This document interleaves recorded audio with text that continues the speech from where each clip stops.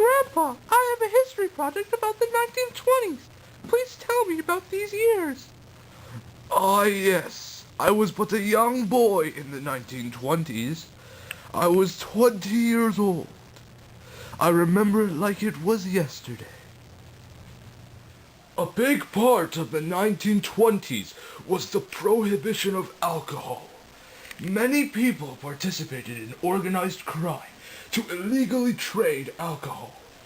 The dry years continued until it was stopped far past the 1920s in 1933. Hey, I'm a rum runner. Wanna buy some giggle water? Okay, I'll buy your illegal liquor for $300.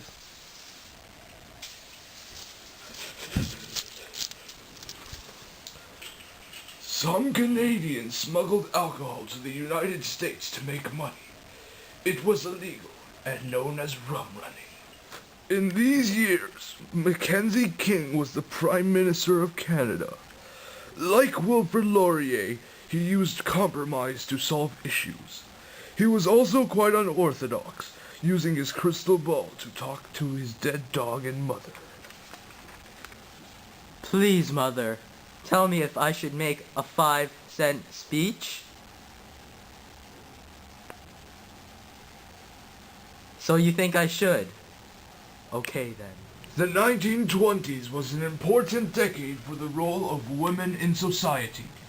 They were able to vote in the 1921 federal election, provided that they were at least 21 years of age. However, they still faced discrimination since they were not considered persons by law. Emily Murphy, you cannot sentence my client to prison because you are not a person by law. Only persons can be judges. What? That is an outrage! I will go to the Supreme Court of Canada to argue! In 1928, Emily Murphy appealed to the Supreme Court of Canada, trying to get them to rule that women were persons. However, this did not go well. I, Emily Murphy, demand to be declared a person right here and now. I, representing the Supreme Court of Canada, reject your case. In 1929, she tried again, this time with the highest appeal court for Canadians at the time, the British Privy Council. I, Emily Murphy, demand to be declared a person right here and now. I, representing the British Privy Council, accept your case. The exclusion of women from all public offices is a relic of days more barbarous than ours. And so, finally women were recognized as important figures of society. Other groups that faced discrimination included Aboriginals and African Canadians, but their time came later. Technology also improved greatly in the 1920s. Modern conveniences emerged, including the radio. It allowed Canadians to feel more connected to each other. Ace Bailey brings the puck over the blue line. He shoots. He scores. The Leafs win. Oh, now that the Leafs have won, I shall listen to some jazz.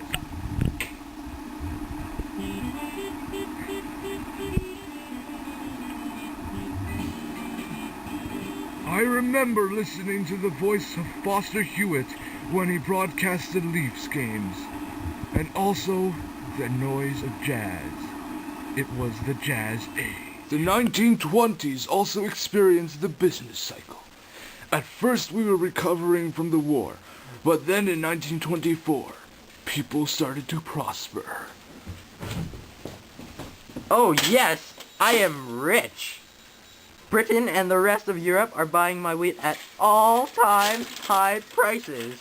Thanks to the loans from the United States, they can buy more of our stuff. What awesome foreign relations.